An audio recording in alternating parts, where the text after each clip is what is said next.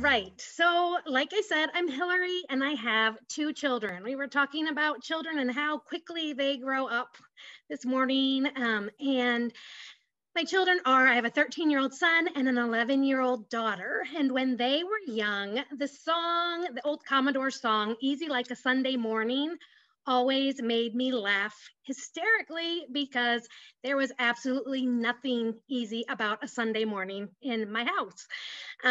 6 days a week, my kids would faithfully wake up early at the crack of dawn when I would want them to sleep in. But on Sundays, they just had this knack for sleeping in and sleeping late.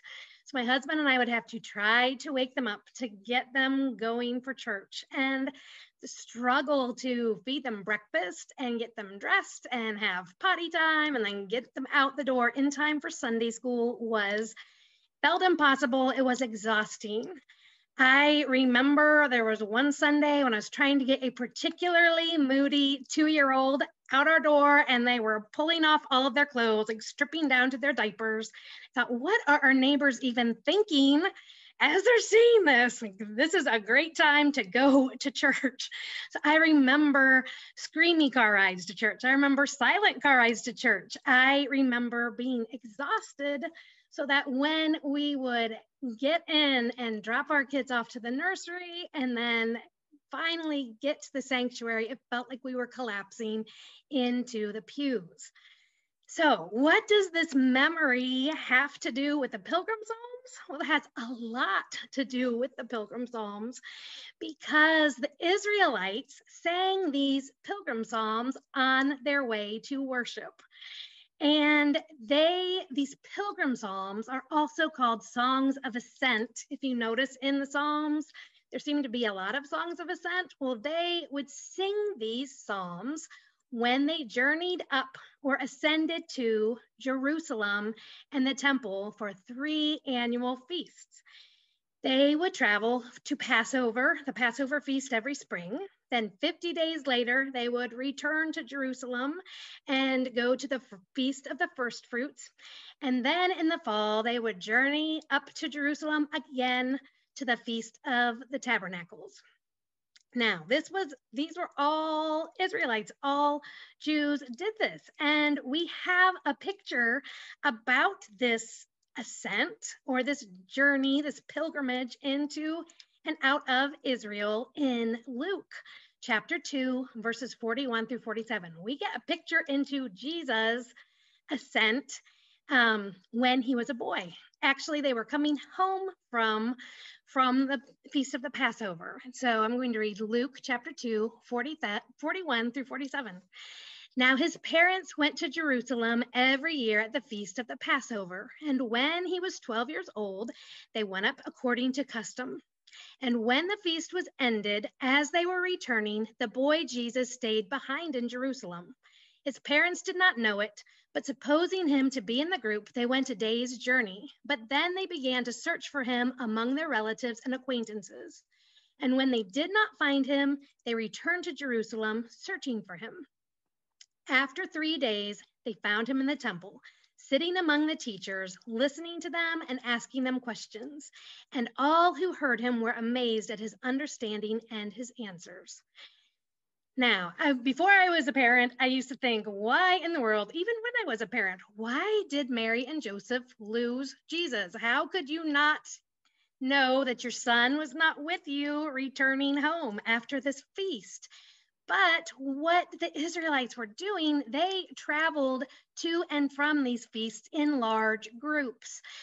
So they were together. It was a group, maybe a family or friends. Maybe they traveled together for safety because it would have been a long journey. They might have traveled for camaraderie. It just might have been their custom to all go in a group. But whatever the reason, they went together. And so Mary and Joseph would have been talking with people. Jesus would have been talking with people his own age, friends, family members. And as these groups would go together, they would sing the same songs year after year. And the Bible has 15 of these songs that the Israelites sang. They're the songs of ascent. They are from Psalm 120 to Psalm 134. So the Jews would have had these songs memorized. And a lot like our Christmas carols that we sing every year, they will get us in the mood for Christmas. They will really prepare our hearts for worship and for celebrating. These Psalms of Ascent or songs of ascent, these pilgrim psalms did the same thing for the Israelites. So they helped. There were really three kinds of pilgrim psalms, and they all helped the Israelites in their journey, in specific parts of their journey. So they helped them remember where they came from and what the Lord had done for them. They would sing certain kinds of pilgrim psalms at the beginning of their journey. And these particular psalms would encourage and remind them to leave evil behind, or just leave everything at home. You're ready to go and worship. They would sing songs in the middle of their journey. And these psalms would remind them to submit their lives to the Lord. And then finally, when they were approaching the temple in Jerusalem, getting close to the end of their journey, they would sing a different kind of psalm to help them get ready to meet with the Lord. Now, as we are thinking about this, how this was their custom, their tradition, they just did this year after year, I think it's fascinating to realize that Jesus would have done this from the time he was a baby to his very final Passover. When he was approaching Jerusalem, he would have been singing these psalms. He would have been meditating on them. And in Mark chapter 10, there's just a little picture of Jesus' final ascent into Jerusalem before his final Passover feast. So verses 32 through 34 gives us this picture. And they were on the road going up to Jerusalem, and Jesus was walking ahead of them. And they were amazed, and those who followed were afraid. And taking the 12 again, he began to tell them what was to happen to him, saying, "See, we are going up to Jerusalem, and the Son of Man will be delivered over to the chief priests and the scribes, and they will condemn him to death and deliver him over to the Gentiles. And they will mock him and spit on him and flog him and kill him. And after 3 days, he will rise." So that was his final journey.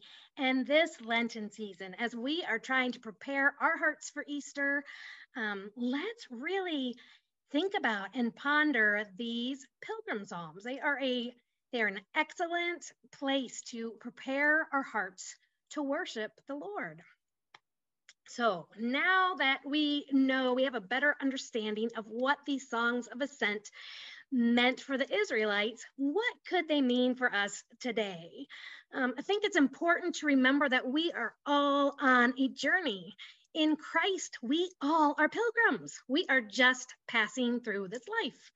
As Ephesians 2, verse 19 tells us, "So then you are no longer strangers and aliens, but you are fellow citizens with the saints and members of the household of God." So we are members of God's household, but here on earth, we are strangers and aliens. And if over this past year you have felt more and more out of place in this world, you are not alone. It's becoming more and more obvious that we are not of this world. If we're in Christ, this world is not our home. We are pilgrims. So as we are women who are waiting and longing for our heavenly home, we can prepare our hearts. We can prepare our hearts to meet with the Lord, both for eternity, but also in our everyday. We can worship him through his Spirit. We can ascend into his presence.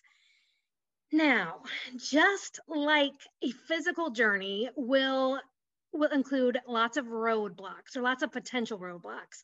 So if you think of the construction that was going on in front of our church for all of those months in the fall where you had to go around a really long way. There are detours, there are construction zones, there are layovers if you're flying.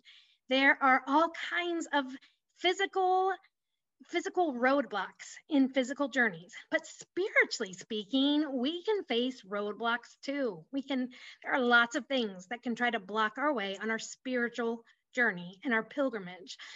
We might feel like we are exceptionally busy. We might be fixated on current events. And if we can't watch enough news and we're just getting so consumed by what is going on in the world, that's a definite roadblock. We might just be stressed out.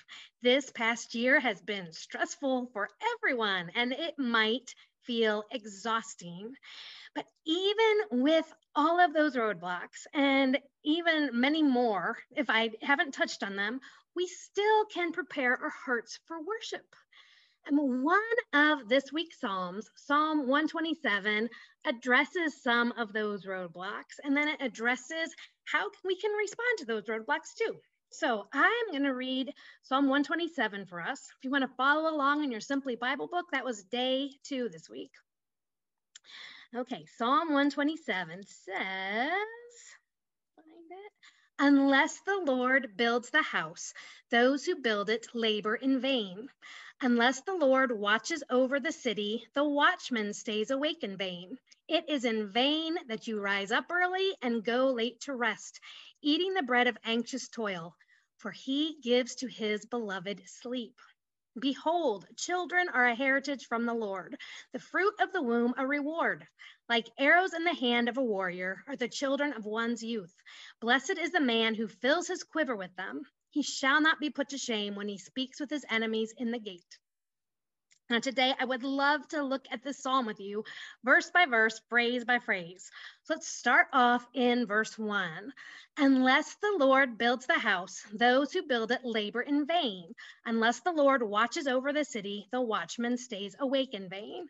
Now, unless the Lord, this phrase really stuck in my heart and in my mind, and I kept thinking over and over, unless the Lord, unless the Lord.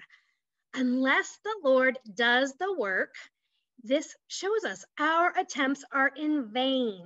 And if you looked up, if vain was one of your keywords, you found the definition. It means it's useless, it's empty, it's nothingness, and it's without purpose. Now, unless the Lord builds your house, what is your house? That can be your actual physical home where you live, but it also can be your household, including the members of your family. So your children, your grandchildren, your spouse, all of that. All of that comes into, unless the Lord builds that, our attempts are in vain. So we can try to start a family. We can try to establish that. We can try to keep our homes clean. We can try to build them and bring people in and protect the people in our homes. And if we are doing it in our own strength, it's useless unless the Lord does that. Now, unless the Lord watches over the city. What is a city? It could be our communities for sure, but also we could expand that view to the protection of our property. To think of our physical home, it could be just our own protection even. Now, unless the Lord watches over that, the watchmen stay awake in vain. That is useless. Now, this verse does not give us liberty to just sit around all day and do absolutely nothing and think, well, unless the Lord does it, I don't have to do anything. No, we can still trust God to do we can trust God to do the work, but we still have a part to play.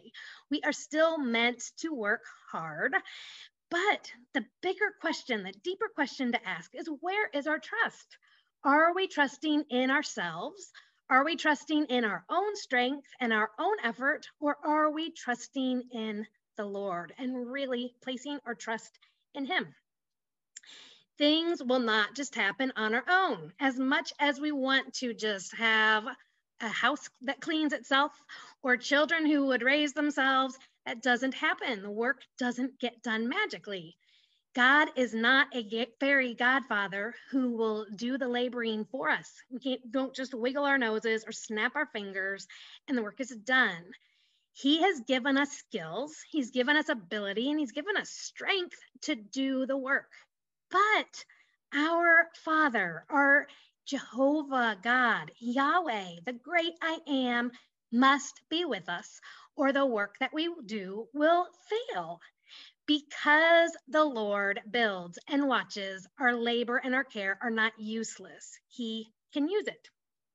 Now, the Bible has two great examples of this, how you can do things the wrong way and then how you can do things the right way.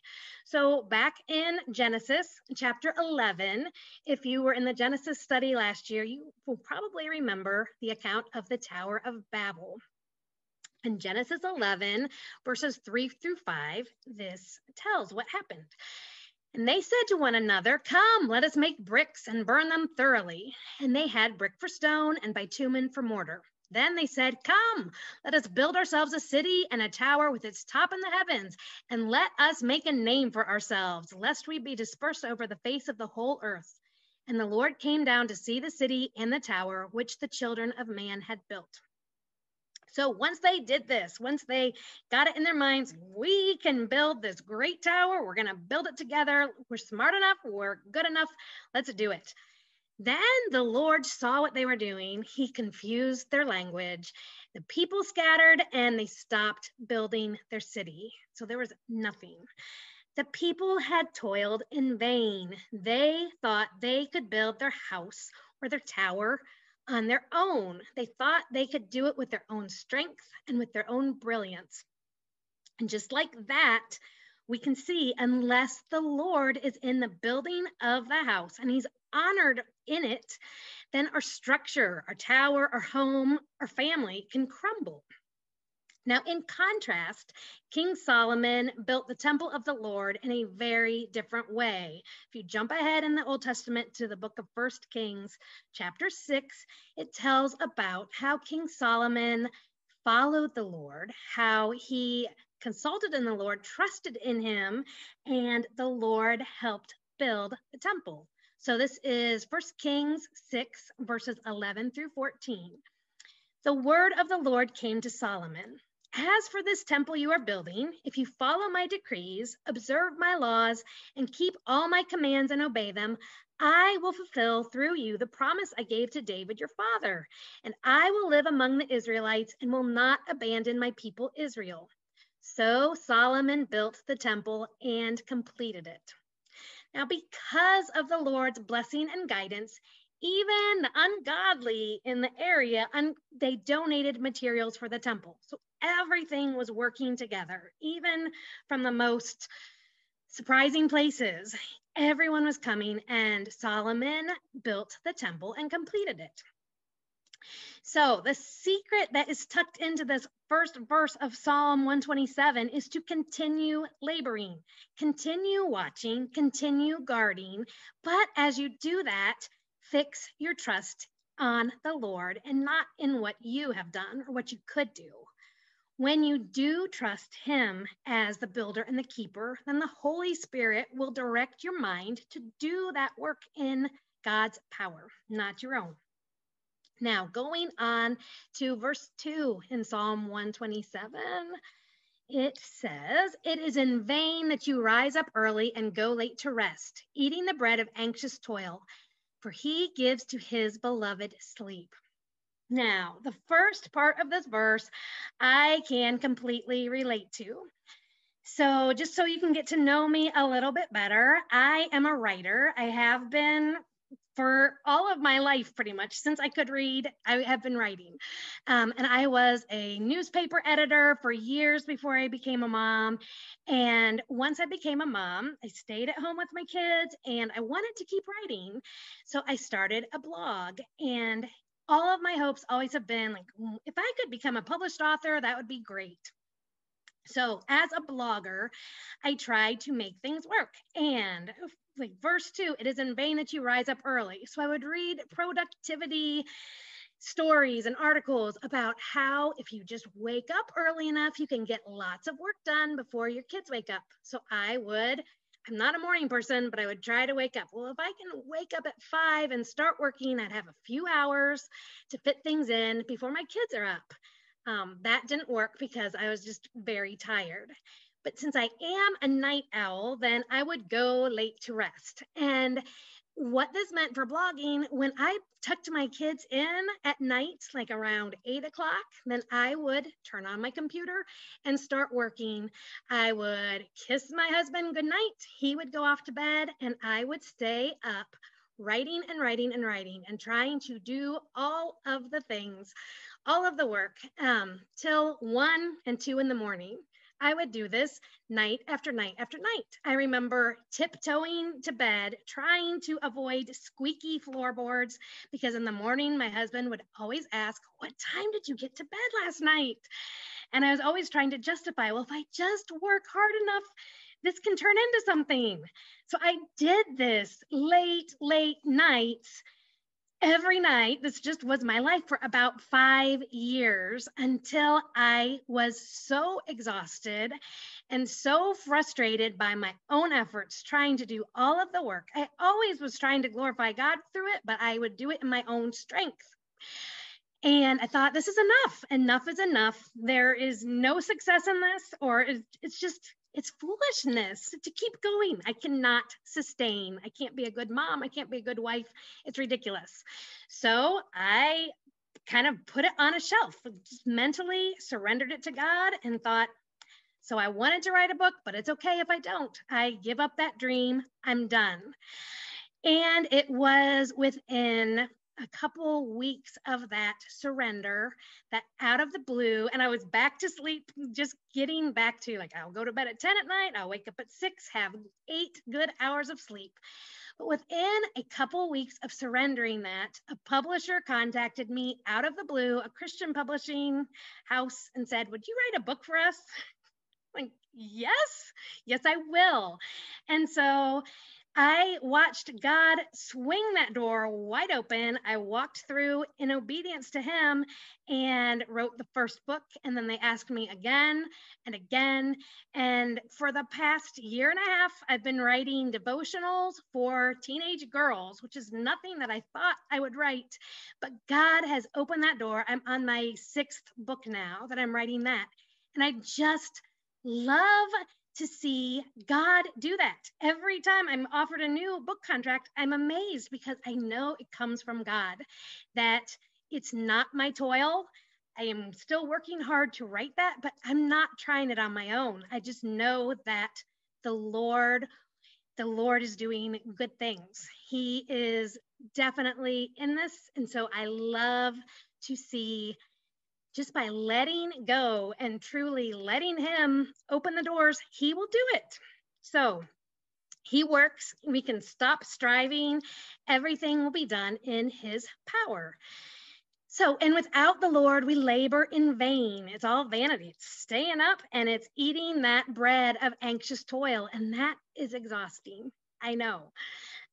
So this Psalm 127, I think, is a great picture that we don't have to live in self-reliance. We do not have to fall into the world's current trap that work harder and you will achieve more. Stop hustling. Like, everything that I'm seeing is hustle, do more, be more, do it in your own strength. If you believe it, you can achieve it. And those are lies. That is untrue. We don't have to follow even Benjamin Franklin's popular advice: the early to bed, early to rise makes a man healthy, wealthy, and wise. No, this is not a call for that. It's also not a call to stop working, but it is a call to trust in the Lord, to really release things over to Him. Work is necessary, but hard work and all of that toil, that is work plus the curse, if you think back to Genesis. If you look, we were talking earlier about how it's springtime and how the deer love to come and eat gardens. When we take a look at creation, so we watch the deer, we watch our gardens, when we watch the animals and the birds in our yards, we can see that they get all of their work done in the daylight. So when nighttime comes, they are not rushing around to hurry up and get just a few more things done on their to-do lists. No, they get everything done in the daylight without working into the night. Just like they can, we can too. We can take a break. We don't have to keep working and keep striving and keep trying. It will wear us out, and it's not in God's design. If you go ahead and look at that last part of verse 2, what is God's gift? It's sleep, it's rest. So we can enjoy his good gift of rest when we stop overworking. He gives to his beloved sleep. You are his beloved, and sleep is a gift. Rest is a gift. So instead of eating the bread of anxious toil, day after day, week after week, month after month, we can enjoy the good things that God gives. We can relax and enjoy our meals instead of cramming some food into our mouth and rushing out the door to get on to the next thing. We can taste and see that the Lord is good. We can rest. We can sleep. The preacher Charles Spurgeon once said, "Through faith, the Lord makes his chosen ones to rest in him in happy freedom from care." So just think about that in your life. What would it look like if you would rest in him in happy freedom from care? If you stop to think about what sleep looks like if God gives to his beloved sleep, what is sleep? What is God's good gift of sleep? Sleep is a perfect picture of trusting in the Lord. When you fall asleep, you have to put aside your cares. You have to shut down. You forget about what you need. You forget about what you need to do. You drift off to sleep. You leave all of your matters with God. God is the one who ends up preventing fear so we can sleep, and God will refresh us through our sleep. If you think about, if you're like me and have stayed up at night and will be thinking about things, especially if you're in a really rough season and it's hard to get to sleep, you know all too well that the darkest moments and your darkest thoughts can come really late at night. But if you sleep on it, if you fall asleep, stay asleep, and you will wake up in the morning and see things from a very different perspective. What seemed so dark the night before will seem like it's a possibility, a better possibility in the morning. When we fall asleep every night, we have to be still and know that he is God. We stop our striving, we give up control, and we trust him completely. Whether we realize it or not, that is what we end up doing.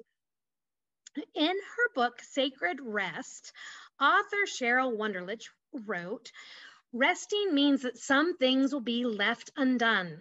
That's a challenge of rest, believing that everything will not fall apart if we step away from our responsibilities and stop trying to hold everything together. Remember, our God holds all creation together, and he can do it without our help."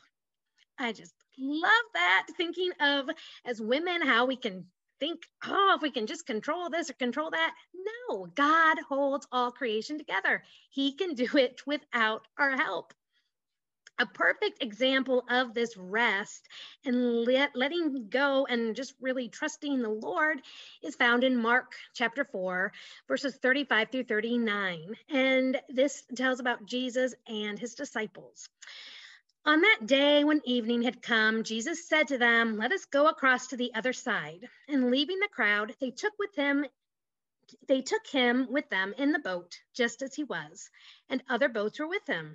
And a great windstorm arose, and the waves were breaking into the boat, so that the boat was already filling. But Jesus was in the stern, asleep on the cushion. And they woke him and said to him, "Teacher, do you not care that we are perishing?"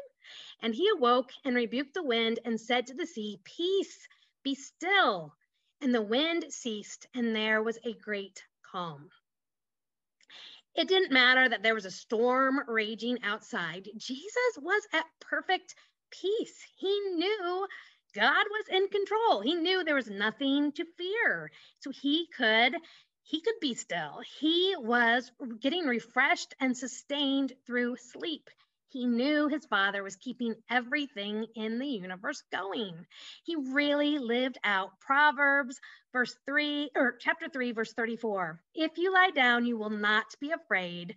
When you lie down, your sleep will be sweet. He was enjoying that sweet sleep, and we can enjoy it too. Now, just like sleep is God's good gift, children are too.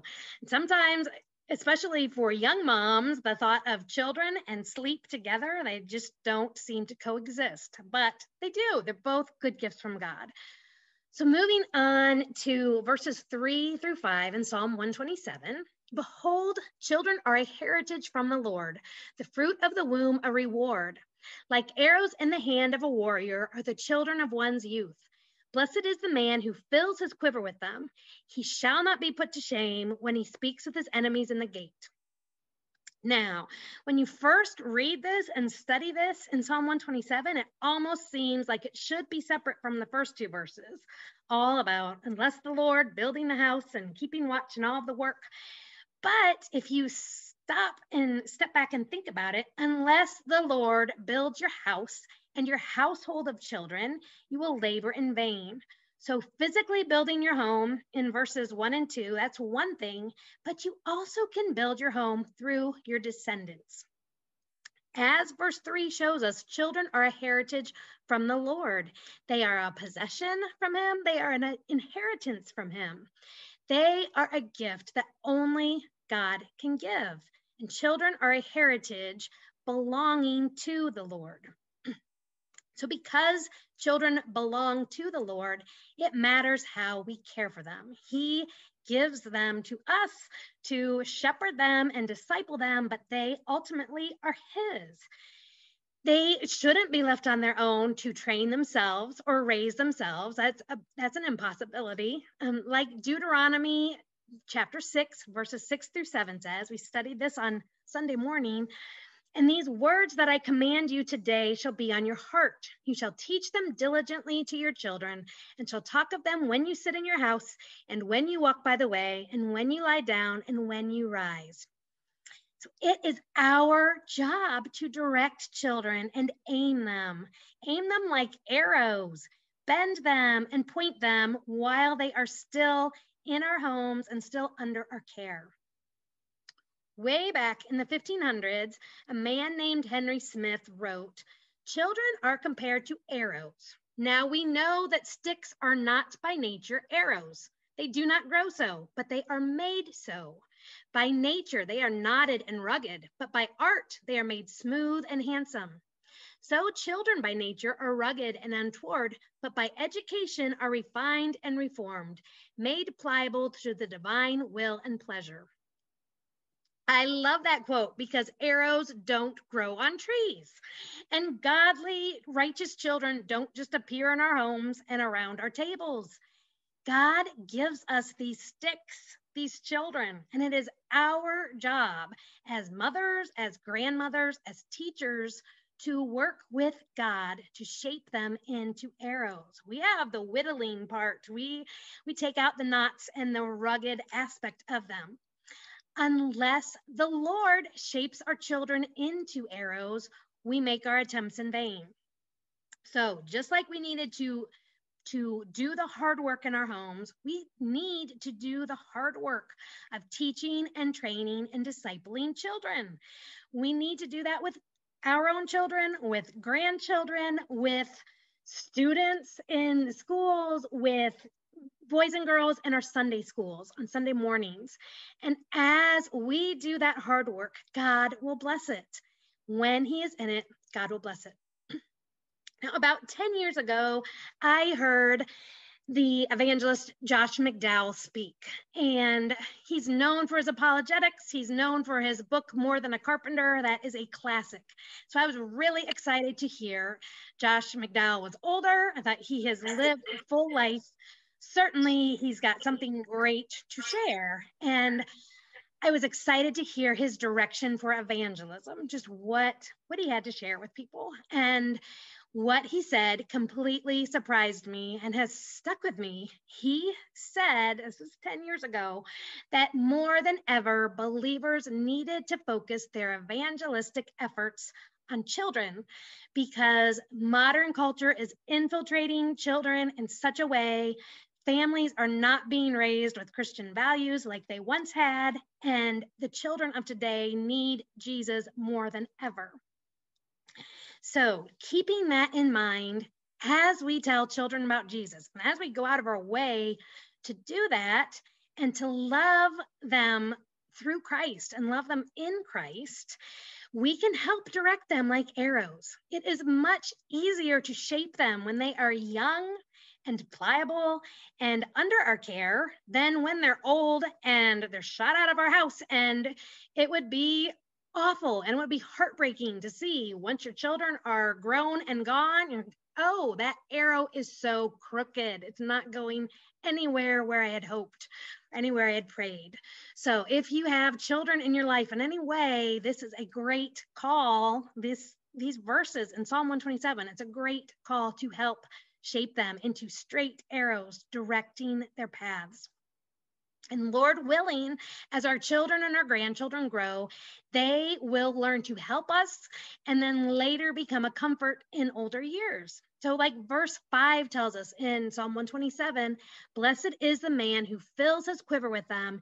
He shall not be put to shame when he speaks with his enemies in the gate. So when we look at this last sentence and that, not being put to shame. He's proud of these arrows that are in his quiver. He's proud. It could be, we could look at it as spiritual children or actual children, and seeing the results of our efforts. I pray that we would be able to look at that and not be put to shame.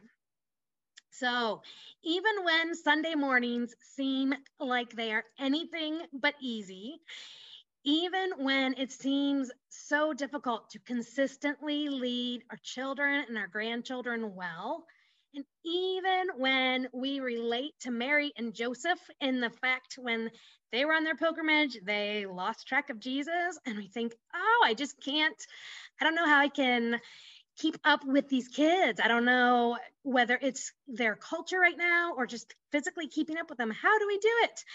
I pray that we would still do this hard work of building our houses, that we would watch over our cities, that we would rest in the Lord as we do this, and that we would accept his inheritance. I pray that we would all do this while relying on the Lord to do the hard work, because unless the Lord does it all, our attempts are in vain. Now,